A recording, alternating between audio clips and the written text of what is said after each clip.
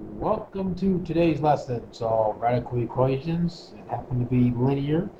I've got the steps written down for us already.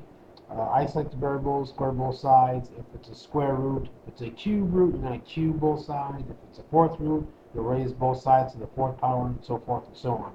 Then we're going to go ahead and solve, and then we'll check the answer to make sure we're on the right track. If this goes too fast for you, and you miss some of this writing this down, then you want to go to Mr. Bowman's webpage at Richland High School, and you can review the video if you need to. Our first example is the square root of x minus 3, and it equals 7. To undo the square root, we need to square both sides. The square root and the squaring cancel each other out, leaving us with an x minus 3. We know that 7 squared is equal to 49, and then we're going to add 3 to both sides. What you do to one side, you must do to the other. Therefore, we get x equals 52. So to check my answer, I can just plug that back in. 52 minus 3, that's 49. Square root of 49 is actually plus or minus 7. So we get 7, so we are indeed good. Let's move on to example number 2. Slide this up. Where number 2, we have the square root of a binomial x plus 4. Then we're going to subtract 6, and that's supposed to be equal to 3. So to isolate the variable, which is our first step, we're going to add 6 to both sides.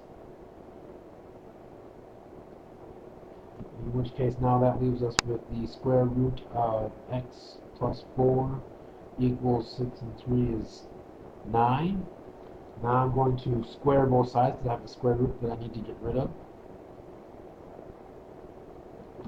I take the square root of the binomial x plus 4 and I square it. I get x plus 4. I know that 9 squared is 81. And now I'm going to have to subtract 4 on both sides to solve, and I'm going to get x equals 77. Our last example for today